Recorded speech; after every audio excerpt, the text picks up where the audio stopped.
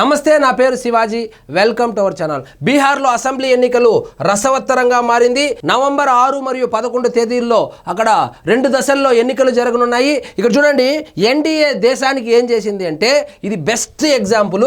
ఒకప్పుడు బీహార్ ఏ విధంగా బీహార్ని ఎగ్జాంపుల్గా తీసుకునే వాళ్ళు అంటే ఆ రాష్ట్రం బీహార్ అయిపోతా ఉంది అనేవాళ్ళు. శాంతి భద్రతలు ఎక్కడైనా క్షీణిస్తే ఇది బీహార్ లాగా తయారవుతా ఉంది అనేవాళ్ళు. ఎన్నికలు జరిగేది గతంలో బీహార్లో 5 దఫాలుగా 6 దఫాలుగా ఎన్నికలు జరిగేది. కేవలం 2 దఫాలుగానే ఈసారి అయితే ఎన్నికలు ప్లాన్ చేశారంటే శాంతి భద్రతలు ఎంత కట్టుదిట్టంగా ఇండియాలో ఎన్డీఏ ప్రభుత్వము అదే ఎన్నికల కమిషన్ నిర్వహిస్తూ ఉందో ఒకసారి మనం ఇక్కడ గుర్తు చేసుకోవాలి. బీహార్లో కేవలం 2 దశల్లోనే ఎన్నికలు జరగబోతుంది. అది నవంబర్ 6 మరియు 11. సో ఈ పీపుల్స్ రీసెర్చ్ సంస్థ సౌత్ ఫస్ట్ అనేటువంటి సంస్థ ఒక సర్వే చేసింది. ఆ సర్వేలో ఏం తెలిందంటే ఎన్డీఏ కూటమికి 41 నుంచి 44% ఓట్లు వచ్చేటువంటి అవకాశం ఉంది. అదేవిధంగా ఇండియా కూటమి అంటే ఆర్జేడీ కావచ్చు, కాంగ్రెస్ ఇవన్నీ కలిసి వాళ్ళు అక్కడ కూటమిలాగా ఏర్పడి వాళ్ళు ఎన్నికలకు వెళ్తున్నారు.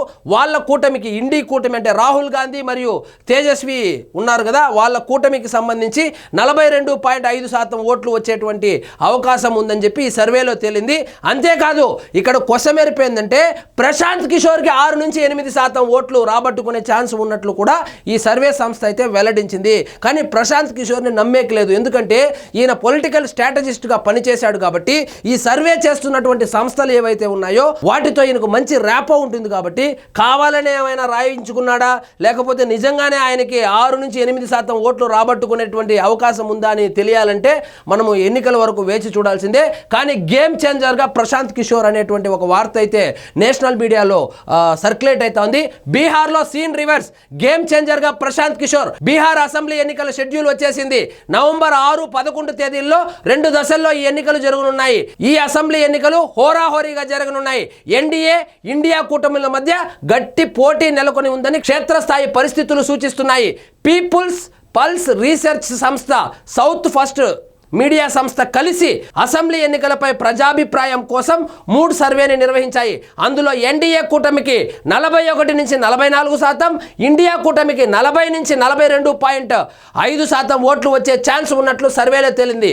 అంతేకాదు ప్రశాంత్ కిషోర్ స్థాపించిన జన్ సురాజ్ పార్టీకి కూడా 6 నుంచి 8% ఓట్లు రాబట్టుకునే ఛాన్స్ ఉన్నట్లు వెల్లడైంది. ఇతరులు 7.5 నుంచి 9% ఓట్లు పొందేటువంటి అవకాశం ఉన్నట్లు కూడా 3 సర్వే పేర్కొంది. సో మొత్తానికి ప్రశాంత్ కిషోర్ అందరినీ వాళ్ళని గెలిపిస్తా వీళ్ళని గెలిపిస్తా అని సౌత్ ఇండియాలో బాగా తిరిగేవాడు. ముఖ్యంగా మన జగన్మోహన్ రెడ్డి గారు 2019లో గెలవడానికి ప్రధాన కారణమైనటువంటి ఈ ప్రశాంత్ కిషోరు, అదేవిధంగా తమిళనాడులో స్టాలిన్ని గెలిపించడానికి ఇక మమతా బెనర్జీ ఇలా రకరకాలుగా చాలామందిని ముఖ్యమంత్రులు నేనే చేశానని చెప్పుకొని తిరిగేటువంటి ఈ ప్రశాంత్ కిషోర్ ఎట్టకేలకు ఆయన కూడా ఒక పార్టీ పెట్టుకొని పోటీ చేస్తున్నారు. సో ఈయన గేమ్ చేంజర్గా మారబోతున్నారు. బీహార్ ఎన్నికల్లో ఉన్నటువంటి ఒక సర్వే అయితే బయటకు వచ్చింది. కింగ్ మేకర్గా ప్రశాంత్ కిషోర్.